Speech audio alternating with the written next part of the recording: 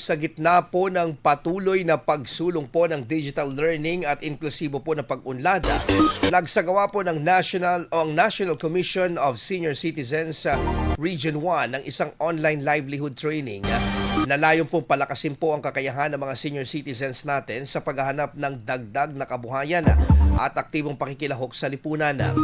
Dinaluhan po ang nasabing pagsasanay ng mga leader ng senior citizens at kinatawan mula sa iba't ibang lokal na pamahalaan, Offices for Senior Citizens Affairs or OSCA at Federated Senior Citizens Association of the Philippines o yung FSCAP.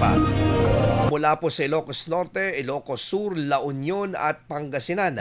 Tampok po sa programa ang partisipasyon ng mga resource speaker mula sa Department of Science and Technology, Department of Social Welfare and Development at Department of Trade and Industry na nagbabahagi ng mga kaalaman tungkol sa entrepreneurship, innovation at mga programang pangkabuhayan ng pamahalaan para sa mga nakatatanda. Ayon po sa NCSC, ang ganitong uri ng pagsasanay ay bahagi ng mas malawak na advokasya ng ahensya na itaguyod ang mga senior citizen kung saan hindi lamang tumatanggap ng benepisyo kundi patuloy pa rin na nakikibahagi sa produktibong gawain sa kanilang mga komunidad.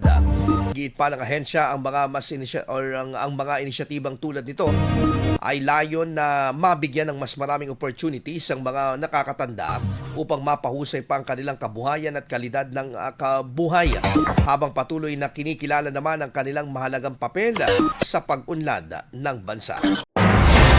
IFM News. IFM News. IFM News.